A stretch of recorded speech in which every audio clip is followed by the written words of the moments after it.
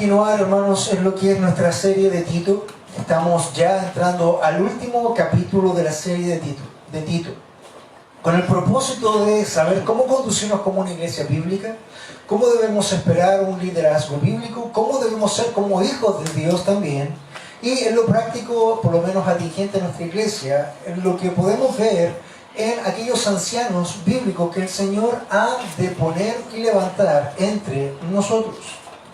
Hace años atrás había una publicación de un comercial de unas zapatillas. El comercial mostraba un clima duro con un grupo o un contingente precisamente de hombres, como un tipo de soldados, corriendo o entrenando duro, muy duro. Y llegaba un momento donde, después de toda esa dureza, aparecía al final del comercial uno de esos hombres bajo la ducha con unas zapatillas o algo así. Pero en la ducha era la que le daba el tiempo de relajo. Era como un tiempo de descanso después de hacer todo. Y esto, hermano, tiene que ver mucho con el agua en nuestras vidas. Esa agua que nos limpia, esa agua que nos lava. No sé si a usted le pasa. A mí me pasa, soy de ducha larga, soy de ducha caliente también. Y esa ducha no solamente es para limpieza de cuerpo, sino también es un tiempo de meditación, y me quedo pegado, y realmente restaura mi cuerpo.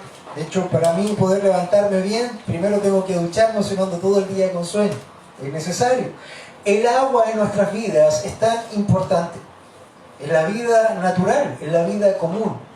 Ahora, ¿qué pasaría o qué pasa con esa agua espiritual?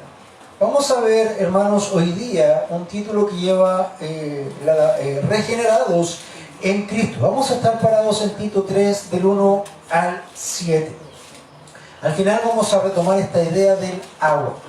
Pero antes de ello, hermanos, quería recordarles que estamos viendo este contexto de Tito. Tito está en la isla de Creta, donde hay un público o una gente que es complicada, difícil, obstinada, cretina. De hecho, de ahí dijimos que venía esa palabra, cretinos, de Creta.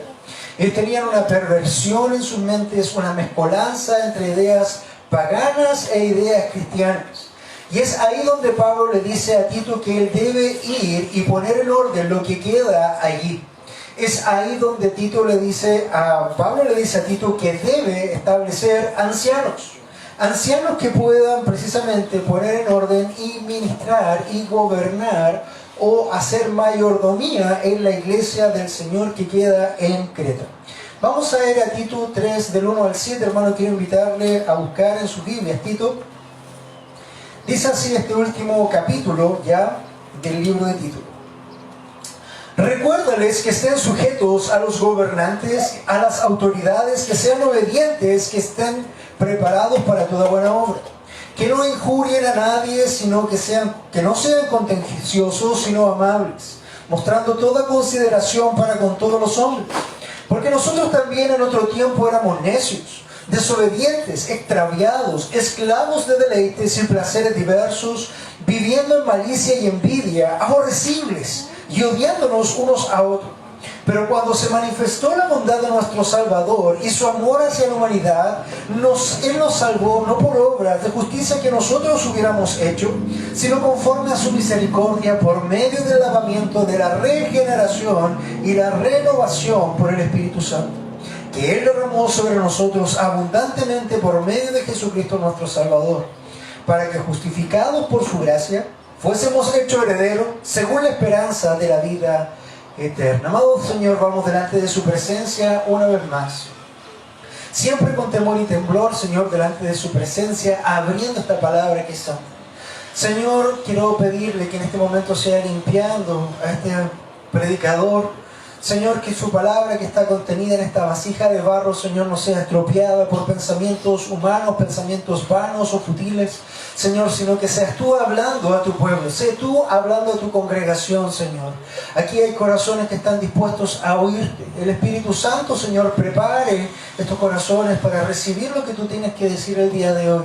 Señor, corrige lo que haya que corregir en nosotros. Quebranta, Señor, aquellas cosas que haya que quebrantar. Anima lo que haya que animar, Señor. Y también regenera a quien necesita regenerar en este lugar, Señor. Lo rogamos en el nombre de Jesús. Amén y amén. Regenerados en Cristo es el título del día de hoy. La regeneración tiene una idea bastante profunda, lo veremos al final del capítulo de la predicación, pero vamos a comenzar un poco basados en el 1 y 2 de este capítulo 3, los cuales son los deberes de un creyente genuino. Y nótese, de un creyente genuino. Muchas veces nosotros encontramos en las congregaciones multitudes de personas que asisten a un culto o a un servicio como quien fuera un Starbucks, se sirviera un café del día, un expreso con las donas que más quisiera, pagara el importe, se sirviera, luego votar y desechar lo que haya que desechar y se va a seguir haciendo sus actividades. Hermanos, es notorio y es necesario hacer la diferencia entre un creyente genuino y aquellos que se jactan o piensan ser creyentes genuinos, pero solamente están yendo a obtener un servicio a un lugar. Lo que Pablo le está diciendo a Tito aquí es cómo un creyente genuino debería establecerse o comportarse en su vida diaria y también en la iglesia. Por lo tanto, es muy necesario hacer esa diferencia entre creyentes genuinos y creyentes falsos, entre creyentes regenerados y creyentes, entre comillas, creyentes no regenerados. Y es por eso, mi amado hermano, que hoy vamos a comenzar con esta idea de los deberes de un creyente genuino. Si nosotros examinamos el versículo 1, dice: recuérdales que estén sujetos a los gobernantes. Recuérdales que estén sujetos a los gobernantes y a las autoridades. Hermano amado, cuando nosotros estamos en este contexto, recordamos que estas personas eran duras de cabeza, eran cretinos, eran rebeldes en general, las personas normales de la isla de Creta, pero dentro de ellos los creyentes muchas veces estaban infectados con estas mismas rebeliones, con estas mismas conductas que gobernaban la isla.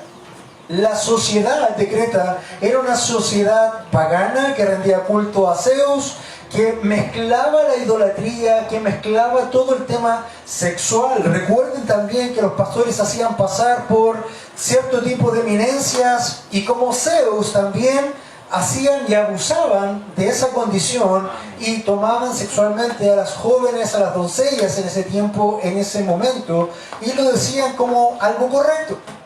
Hermanos, lo que Pablo le está diciendo a ti es: recuérdale a los cristianos, a los que verdaderamente son genuinos en Creta, y también a nosotros en este tiempo, ya 2000 años después.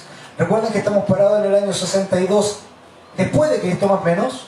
Recuérdales que estén sujetos a los gobernantes, a las autoridades, que sean obedientes, que estén preparados para toda buena obra.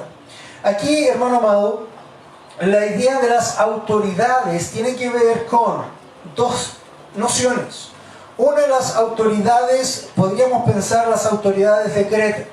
Pero el punto acá que está estableciendo Pablo es que las iglesias deben tener ancianos y deben estar sujetos a esos ancianos. Recuerda que Tito 1.5 le dice que anda a Creta y establece allí ancianos. Ahora, estos creyentes genuinos deben estar bajo sujeción de estos ancianos para que los ancianos puedan ordenar lo que es la iglesia. Recuérdales a estos creyentes genuinos que estén sujetos a los gobernantes.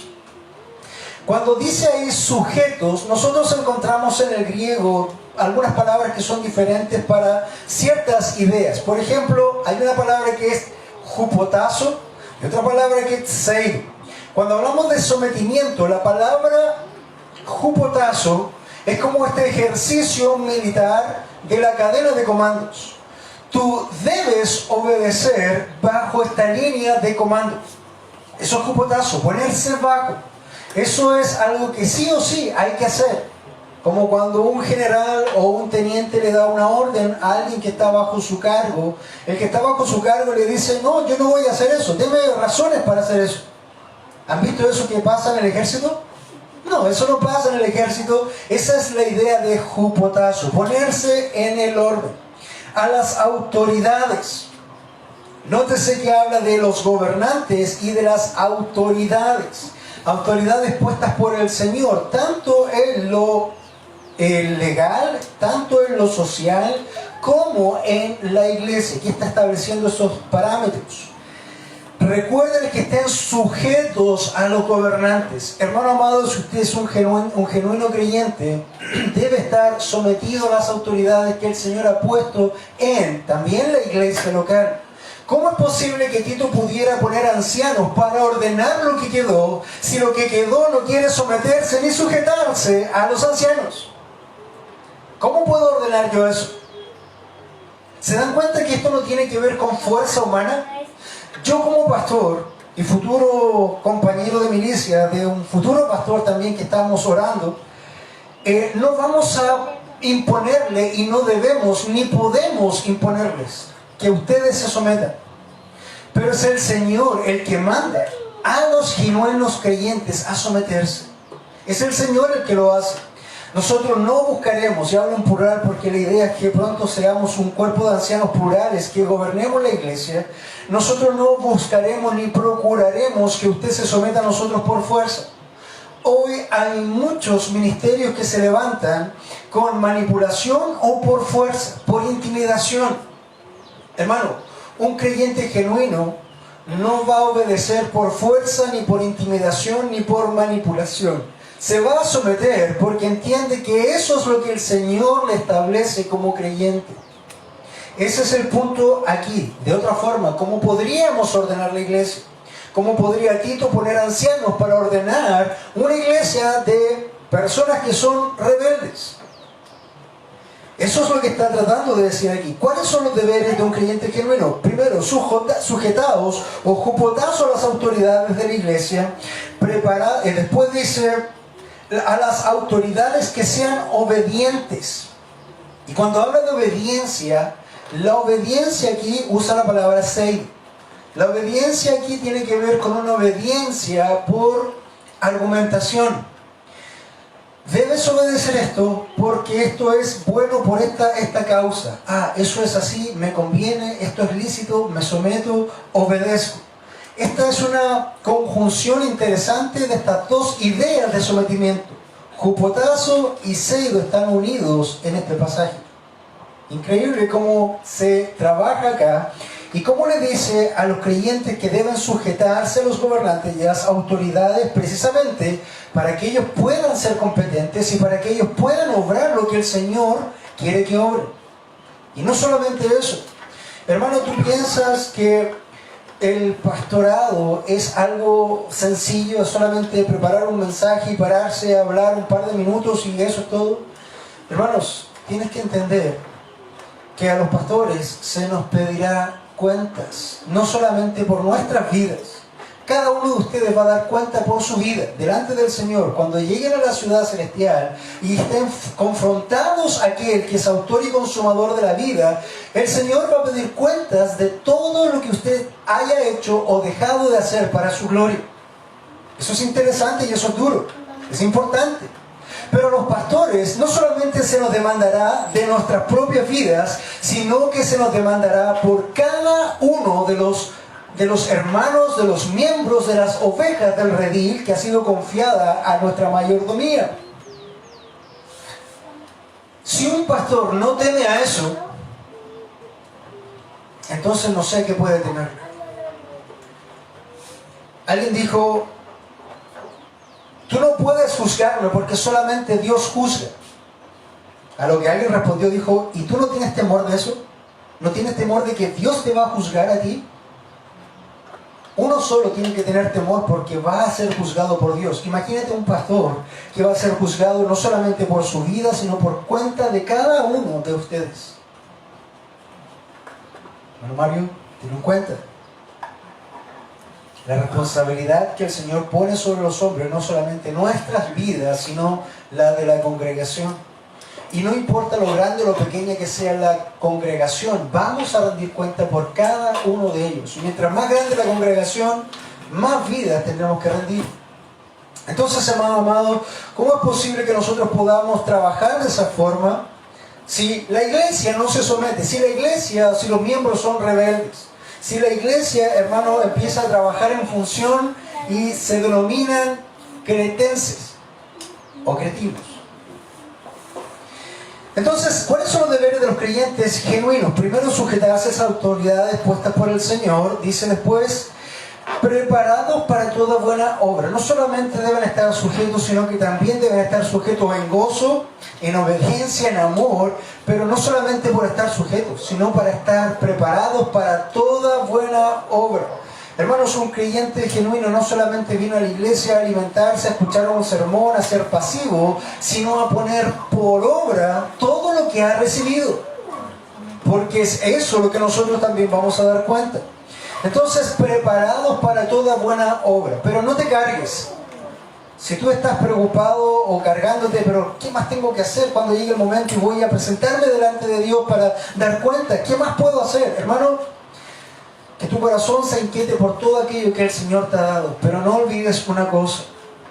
Todas las cosas, todas las obras que tú puedas hacer para la gloria de Dios y que sean aceptas para el Señor, tampoco son tuyas. Efesios 2:10, déjame recordarte, dice, porque somos hechura suya. Acá está hablando Pablo de que nosotros, los hijos de Dios, somos hechura de Dios. Y si me pongo un poco más poético, un poco más romántico para lo que es la iglesia, lo que dice ahí es, nosotros somos un poema de Dios. Hermanos, usted como un hijo de Dios no solamente es hechura. Usted cuando ve la confección de una tela, cuando ve, por ejemplo, que hay un polerón o alguna cosa, ve que eso tiene una confección o una hechura. Paso el dato. Esas hechuras, por ejemplo, de las poleras que vende nuestra hermana Paulina. Ahí hay una hechura, van a ver. Buen precio, ¿ya? Para Navidad. Ahí hay una hechura. Pero esto no solamente tiene que ver con una hechura de una costura o algo, sino que tiene que ver con algo mucho más profundo, algo mucho más importante. Tiene que ver con que nosotros somos un poema de Dios. Tú, hermano, cada uno de nosotros no es una fabricación en serie. No es una hechura en serie por miles o millones. Cada uno de nosotros es único. Es una creación exclusiva de Dios. De hecho, es un poema de Dios. Eso es lo que dice este versículo. Porque somos un poema suyo, creados en Cristo Jesús para hacer buenas obras. Entonces ya sabemos que hemos sido creados para hacer buenas obras, pero escucha esto. Dice, las cuales Dios preparó de antemano para que anduviésemos en ellas. Hermano amado, la salvación no es nuestra. La fe no es nuestra. El arrepentimiento no es nuestro. La regeneración no es nuestra.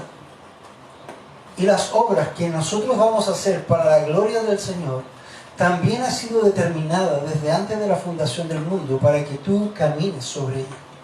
Y eso debería darte una certeza, una paz y una tranquilidad de mirar el camino y ponerte a caminar. La hermana Nadia está haciendo clases, bueno, está casi terminando el año, pero sin duda le han dado alguna tarea, alguna asignación con el famoso Calligraphics. Si lo conocen, los profesores, el Calligraphics es un libro donde tú trabajas la caligrafía. Y generalmente esta caligrafía tiene puntitos. Entonces el niño, para no confundirse, lo único que tiene que hacer es ¿qué cosa? Tomar el lápiz, ponerse y seguir ¿qué cosa? Los puntitos.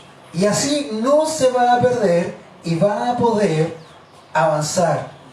Hermanos, la salvación que el Señor nos ha dado y las obras que nos ha ministrado a hacer son como esos puntitos. El Señor, como un niño, pone el lápiz en tu mano y te dice, sigue los puntitos, porque eso ya está diseñado. Qué glorioso, hermano. Qué glorioso. No tienes cómo perderte. Simplemente tienes que ponerte a la disposición del Señor para estar atento, o como dice la palabra, preparado para toda buena obra. ¿Qué cosa es toda buena obra? ¿Qué cosas el Señor, por ejemplo, nos mandó a hacer puntualmente? Por tanto, yendo de camino, hagan discípulos. Cada uno de ustedes va a ser, hermanos, va a ser tomado a cuenta por los discípulos que puedan hacer. Y un discípulo no solamente predicar el Evangelio, un discípulo es también enseñar toda cosa que el Señor ha dejado. También llevarlos a que se puedan bautizar en el nombre del Padre, del Hijo y del Espíritu Santo, y que puedan crecer para volver a multiplicarse. Eso es hacer buena obra. Buena obra, hermanos, es estar atento a las necesidades de la iglesia, a las necesidades del liderazgo, a las necesidades de los hermanos, a las necesidades físicas también del lugar que hace falta. Viene Navidad. Si usted, hermano, quiere traer algún regalo, algún presente, no los traiga al pastor, tráigaselo al Señor. ¿Qué hace falta? Algo para el baño, un ventilador o cualquier cosa, hermano, que esté en su mente y que pueda ser de buena factura para lo que es la administración de la iglesia. Rápidamente nosotros torcemos esto. Alguna vez compartí esta idea en otra iglesia, el pastor, de que los hermanos pudieran traer regalos específicamente para lo que era el templo, hermosear o cualquier cosa que fuera para el Señor. Rápidamente esto se tornó y la congregación idólatra, ¿qué hace? Empezó a enfocar todos los regalos ¿a quién? Al pastor. Y se perdió la idea y se botó al tacho de la basura. Nuestro corazón es un corazón de ídolos, hace ídolos, hermano. Entonces dice la Escritura que los deberes de un creyente genuino nos deben recordarnos que estemos sujetos a las autoridades, que seamos obedientes y preparados para toda buena obra. Eso en cuanto a lo que debemos hacer. En cuanto a lo que no debemos hacer, dice la Escritura que no injurien a nadie.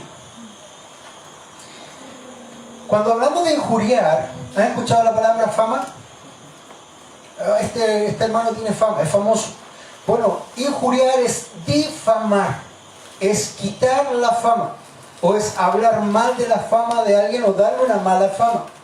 Eso es, cuando usted esté hablando como un creyente genuino y empieza a difamar a su hermano, a su iglesia, a sus pastores, a sus diáconos, hermano, cuidado con eso, porque eso muestra que hay algo que está mal en su corazón. Es más, la palabra y es blasfemia. Cuando nosotros difamamos o hablamos cosas que son injuriosas, estamos blasfemando incluso el nombre. Estamos blasfemando, hermanos. Entonces, no solamente un creyente genuino debe estar sujeto a las autoridades y preparado para toda buena obra, sino que debe guardar su lengua, guardar su corazón. Primero, porque todo lo que la lengua habla, ¿de dónde proviene? ¿De la lengua sola? Del corazón. Sobre toda cosa guardada, guarda tu corazón, porque de él mana la vida. Nos recuerda Proverbios. Hermano, todo lo que hay almacenado en tu corazón es lo que va a salir por tu boca. Guarda tu corazón para que tus palabras no sean injuriosas ni blasfemas, ni seas un difamador. Pero no solamente eso, sino que también dice la Escritura que los creyentes, pensando los creyentes de Creta, porque estos eran bastante duros y rebeldes, decía que no tenían que ser también contenciosos, que no sean contenciosos. ¿Qué quiere decir contenciosos? Pendencieros, que les gusta andar peleando, por todo es pelea. No, es que no era así, no, es que era así. Y cualquier cosa que ocurriera, había contención y había problemas. Hay una historia bastante jocosa con respecto a eso. Cuenta la historia que había un hombre, ahí, digamos que estaba en Copiapó, en la mitad del desierto, por cercanías. Y no había nada más que desierto, y caminaba por una carretera y llevaba horas caminando por ahí esperando que algo pasara y que pasara un auto o alguna cosa. De pronto en el camino ve que viene un camión y hace dedo y el camión le para. Entonces en su mente, cuando sube el camión, se pone a pensar, solamente saluda al camionero y se pone a pensar. Y pasaban los minutos y decía el hombre en su mente, ¿de qué le hablo? Le hablo de política. Pero si yo soy de derecha, quizás él es de izquierda y me diga, bájate. ¿De qué le hablo? Le voy a hablar de fútbol. Pero si yo soy de Colo Colo y es de la U, me va a decir, bájate. Y así pasó en su mente mucho rato sin hablar nada, y de pronto se cruzan las miradas y el hombre que sube al camión le dice, así nomás. Y el camionero le dice enojado, no, no es nada así la cosa, bájate. Contenciosos, hermano. De alguna u otra forma, no importa lo que diga, no importa hacia dónde apuntes, ahí va a estar la contención, ahí va a estar la problemática. Y se van a hacer problemas de la nada. Hermanos, un creyente genuino no tiene que tener esta certeza o esta forma de trabajar, ni de ser. No contencioso, no pendenciero. Otra cosa que nos dice la Escritura es que debemos ser amables. Amable, usted entiende la palabra amable, ¿verdad? No con ese rostro enojado, tú casi te dicen algo y vas a morder a la persona. Amables, hermano, con un rostro que diga sí. Otra historia también con respecto al tema de los rostros. ¿Qué dice tu cara? ¿Tú sabes que tu cara tiene por lo menos dos palabras? Sí y no. Cuenta la historia que iba un hombre también sobre un caballo y necesitaba ayuda. Estamos hablando del año 1800 y fracción, y de pronto vienen bastantes jinetes y llegan a este río donde estaba el hombre, donde necesitaba la ayuda. Y el hombre rápidamente empezó a mirar y mirar y mirar, y vio un hombre que era diferente. Y a él se dirigió y le dijo, amigo, ¿usted podría ayudarme? Tengo este problema con mi caballo, no puedo cruzarlo. Y todos los hombres se sorprendieron de que justamente se haya dirigido a ese hombre. Entonces los otros hombres le dijeron, amigo, ¿usted se dirigió a este hombre porque usted sabía que él es el presidente de la nación? No, le decía, yo no tenía idea que era el presidente de la nación. Yo me dirigía a él porque era el único rostro que yo miraba y decía sí. Un rostro amable. ¿Qué dice tu rostro? Cuando la gente te ve, ¿en tu rostro está Cristo? ¿Se ve reflejado el rostro del Señor? ¿Qué ven cuando te ven? ¿Hay esa amabilidad en tu vida como un creyente genuino? ¿O está la amargura y andas pateando la perra, como se dice por ahí? Y de Cristo ni las luces. Hermano, eso es lo que un creyente genuino debe ser, amable.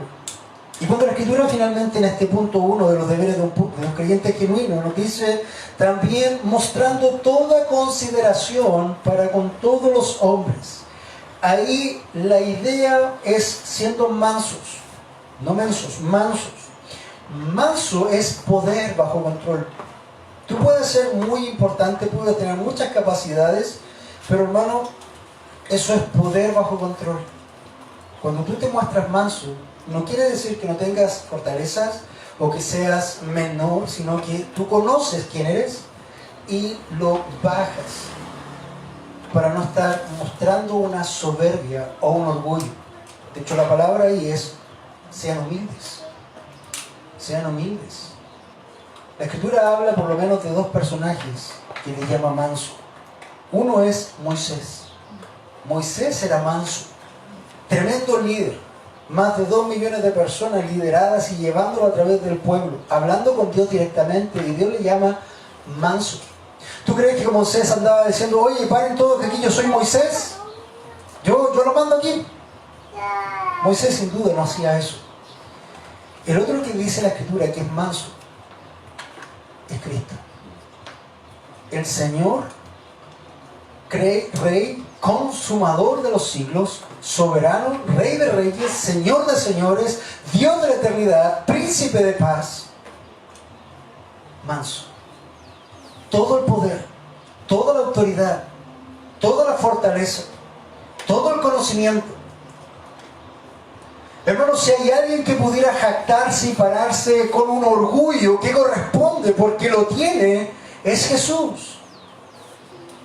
Pero ni aún así el Señor lo hace y Él se muestra como un manso. Poder bajo control. Y nosotros, creyentes que luchamos en ese día a día, nos presentamos como orgullosos, como soberbios, como aquí te las traigo, Peter. ¿La han escuchado esa frase? Hermanos, como cristianos necesitamos ser humildes. Eso es lo que está diciendo Pablo a Tito. Humildad. Humildad, hermano. Eso se tiene que ver con los deberes de un creyente genuino. Un segundo punto que nosotros vamos a ver también tiene que ver con lo que éramos, dejando atrás la vieja naturaleza. Ahí siempre los pastores usan este asunto para tirar el chiste. Hay que dejar a la vieja naturaleza, ¿ya? Las mujeres dicen hay que dejar al viejo hombre, también sirve. Pero hermanos, tenemos que dejar la vieja naturaleza. Tito 3:3 nos dice, porque nosotros también, cada uno de nosotros que hoy día podemos gozar de ser creyentes genuinos, porque nosotros también en otro tiempo éramos necios. En otro tiempo, amado, éramos cretinos, éramos duros de cabeza. No queríamos nada con el Señor y nos rebelábamos a todo lo que se llamara Dios. Eso éramos nosotros, porque nosotros también, como ellos, en otro tiempo éramos necios, desobedientes. Cuando habla de desobediencia, hermano, habla de rebeldes. No solamente éramos necios y rebeldes, sino que también estábamos perdidos. No sabíamos para dónde iba la micro de la vida. No sabíamos que la creación o el propósito de la vida es la gloria de Dios. Hermano, cuando yo te pregunto, ¿cuál es el propósito de tu vida? ¿Es ser el mejor trabajador? ¿Es ser el mejor profesional? ¿Es alcanzar las mejores ventas? Hermano, el propósito de la vida de un creyente es vivir para la gloria de Dios. Eso es lo que nosotros necesitamos entender. Pero estuvimos extraviados de ese propósito por mucho tiempo. Y cambiamos las prioridades y cambiamos las metas. También dice la Escritura que debemos... Menos mal que no estamos en Copiapó. ¿Se imaginan cómo estaríamos aquí? Estamos muertos de calor. Porque nosotros también en otro tiempo éramos necios, desobedientes, extraviados, esclavos de deleites y placeres. Hermano, ¿cuál más, cuál menos estaba esclavo de los placeres? Ya sea de la gula en la comida o en lo sexual, ya sea de la vanidad, ya sea de la flojera, ya sea de tantas otras cosas que nosotros éramos esclavos. Y ahí cuando habla de los placeres, la palabra ahí es hedonistas. ¿Has escuchado la palabra hedonistas? Un hedonista es aquel que vive la búsqueda de su propio placer. El centro del hedonismo es el yo. El satisfacer mis necesidades a costa de cualquier cosa. Yo primero, yo segundo y yo tercero. Eso es un hedonista. Por eso yo personalmente no puedo estar de acuerdo con una idea planteada por John Piper que habla de un hedonismo cristiano. Porque un hedonismo cristiano, hermanos, no existe. Nosotros como cristianos solamente buscamos la gloria de Dios por Dios en Él mismo. No para satisfacernos egoístamente nosotros, usando a Dios para eso. Es muy diferente. Entonces, éramos necios, éramos desobedientes o rebeldes, extraviados, esclavos de deleites y placeres, viviendo, dice la palabra también, en malicia y envidia. ¿Has escuchado esas conversaciones de los jóvenes, o ya de los viejos también, que todo es doble sentido? Esa malicia que sale olor a alcantarilla de sus bocas y de sus mentes. Hermanos, nosotros como criaturas nuevas no debemos ser maliciosos, ni mal pensados, ni tener este asunto de la doble moral o de entender las cosas con doble sentido. Dice la Escritura que nosotros debemos ser como niños, inocentes como niños. A pesar de que tengamos vida, a pesar de que tengamos conocimiento, aún así debemos ser como niños en cuanto a ser de mentes limpias. A un niño tú le dices, mira, allá está el viejo Pascuero, y el niño sale a mirar y empieza, y más encima, ¿sabes qué? Lo ve. ¿O no? Yo pregunto, ¿cuántos de ustedes vieron cosas así cuando eran niños? Yo creo que todos nosotros creímos. Éramos inocentes. Hermanos, debemos seguir siendo inocentes, no maliciosos, no envidiosos. Ay, ¿por qué tienen eso? Mamá, decía el niño, en la escuela todos me dicen envidioso. No le haga caso, hijo, mándalo a la punta del cerro. ¡Ay, yo! Pasa, hermano, la envidia es así. La envidia es así, hermano. Cada uno es un poema especial de Dios. Tú no debes envidiar a tu hermano, menos al incrédulo, menos al impío que puede tener riquezas. Hermano, cada uno de ustedes ha sido hecho a la perfección de Dios, a la imagen de Dios, hizo un pueblo. Si el hermano canta, no lo envidies. Si tú no cantas, bueno, en la ducha por lo menos. Pero otros tendrán otros dones, otros talentos, pero cada uno de nosotros tiene algo especial de Dios. No envidies, no generes, no tengas esa envidia. Eran aborrecibles y odiándose unos a otros. Entonces, lo primero que nosotros vimos era los deberes de un creyente genuino, dejando la vieja naturaleza, dejemos de ser necios y cretinos, dejemos de ser rebeldes. Ahora que conocemos a Dios, ya no estemos extraviados en nuestras mentes, ya no seamos esclavos de los deleites y los placeres, no seamos hedonistas, ya no vivamos en malicia ni envidia, ni seamos nosotros mismos aborrecibles, ni odiando unos a otros. Hermano, recuerda que si tú odias a tu hermano, eso te evidencia a ti como un asesino. El Señor dijo que cualquiera que odie a su hermano en su corazón, el tal es un homicida. Por lo tanto, nosotros no podemos odiar así. Ahora el tercer punto y final para cerrar tiene que ver con por qué nosotros hemos sido genuinos creyentes y por qué nosotros también ya no debemos andar conforme a la vieja naturaleza. Y es porque Cristo es nuestra regeneración. Cristo nuestra regeneración. Del 4 al 7 nos muestra todo esto. Y aquí tiene que ver el sentido del agua. El agua purifica. Hermanos, cuando nosotros estamos cansados, cuando nosotros estamos sucios y nos tomamos una buena ducha, qué reparadora es, qué regeneradora es. Dice la Escritura, pero cuando se manifestó la bondad de nuestro Salvador y su amor hacia la humanidad, recuerda que nosotros cantamos, venid fieles todos, por ese hecho de que un día en la historia, Dios mismo, el Verbo, el Logo de Dios, hizo el tabernáculo y nació entre nosotros. Hermanos, en ese momento se comienza a establecer el cumplimiento de esa misericordia que el Señor tenía para nosotros. 30 años después, bueno, 33 años después, hay algunos que dicen que Cristo murió 35 años, todavía está en estudio eso, pero 30 o 35 años después viene el cumplimiento en la cruz. Sin pesebre, hermano, no hay cruz. Sin pesebre no hay cruz.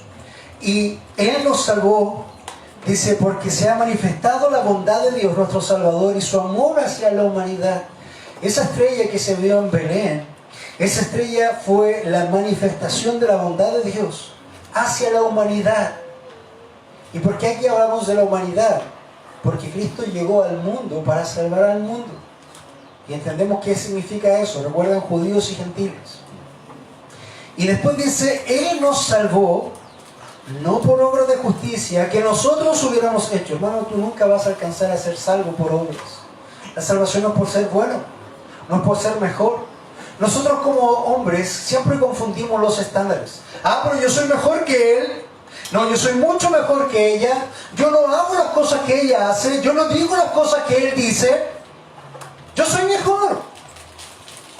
Y establecemos un parámetro errado y nos comparamos hombres con hombres, mujeres con mujeres.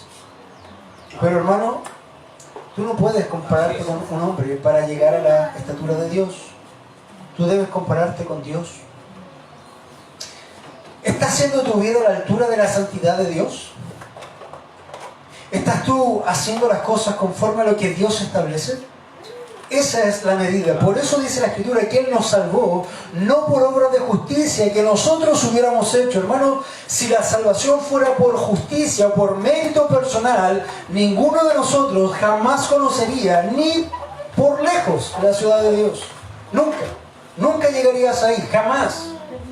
Si fuera por escoger a Dios, tampoco, porque nadie en su sano juicio, muerto espiritualmente, iba a escoger a Dios. Ninguno de ustedes iba a escoger a Dios, a menos de que Dios viniera y los escogiera Él a ustedes. No es por nuestros méritos, no es por nuestras obras, no es por algo que hagas o dejes de hacer.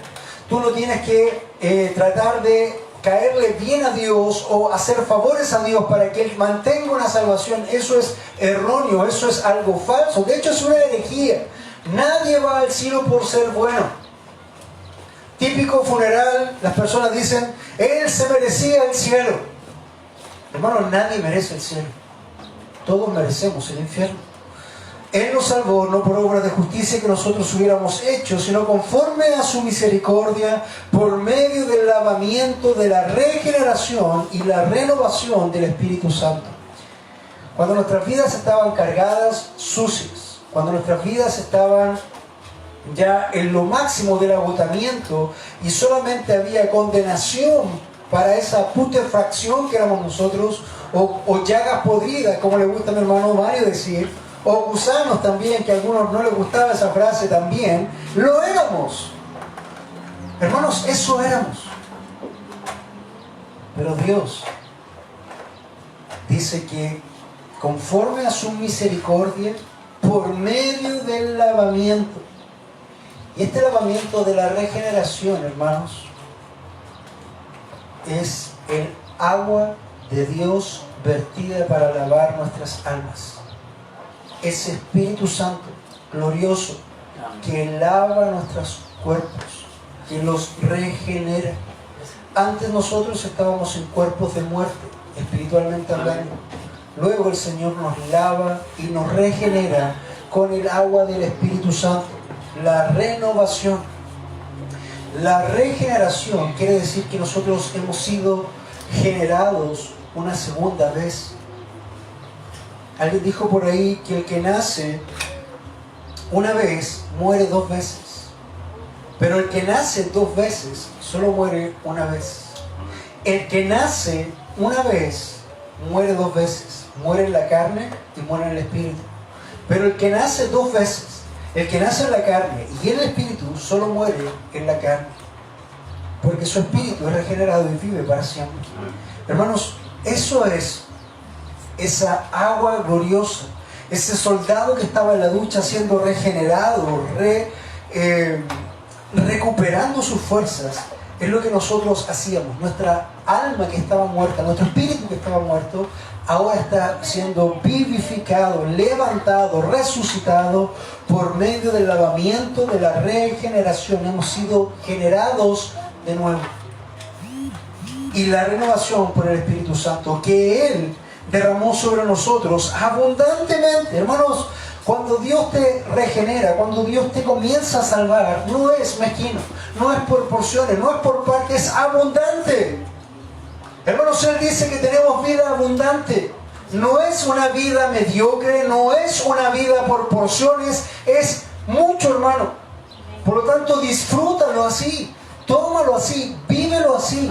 No restringas tú, no seas mezquino tú con la vida abundante que Él te dio. Créele a Dios, cree en su soberanía, cree en sus obras en tu vida, hermano. Todo eso el Señor te está diciendo, porque Él derramó sobre nosotros abundantemente por medio de Jesucristo, nuestro Salvador, para que justificados por su gracia, fuésemos hechos herederos según la esperanza de la vida eterna. Primero nos habla de la misericordia. ¿Por qué misericordia? Porque tú estabas condenado y merecías esa condenación. Por lo tanto, Dios nos da misericordia primero. ¿Y qué es eso? Que Dios te haya dado misericordia quiere decir que Dios no te dio lo que tú merecías. Eso es misericordia. Tú merecías la condenación, tú merecías el infierno. Esa es la misericordia de Dios, y Dios no te ha dado lo que tú merecías, lo que tú ganaste por tu esfuerzo. Hay muchos que se esfuerzan en pecar y pecar, parece que fuera una competencia a veces, y se ganan el infierno, más encima. Pero Dios no nos da lo que merecíamos, sino que Él nos da algo que no merecíamos. Y después habla de la gracia. Y la gracia es el concepto inverso, que el Señor ahora sí, en Cristo, nos da lo que nosotros no merecíamos, pero que Él quiso otorgarnos, que es esa justificación en Cristo. Escucha cómo termina: para que fuésemos justificados por su gracia. Justificados es porque la justicia de Dios ha sido pagada en Cristo, y por eso tú puedes ser salvo. porque justificados por su gracia fuésemos hechos herederos según la esperanza de la vida eterna. ¿Recuerdan que teníamos una vida abundante? Esa vida abundante, hermano, tampoco es en pobreza. Estoy hablando de pobreza espiritual. Porque tú, dice la Escritura, que tú eres declarado heredero. Heredero de la redención del Rey de Reyes y Señor de Señores. Muchas personas se matan por las herencias. El año pasado, más o menos en esta fecha, murió José José, un cantante mexicano muy conocido y cuya herencia se pelearon a muerte sus hijos. Y tanto así fue la pelea que finalmente a José José lo cremaron y miren lo indigno. Lo separaron en dos ánforas. Una ánfora en México, una ánfora en Miami. Un hombre que ni siquiera pudo tener un entierro digno. Sus cenizas por todos lados.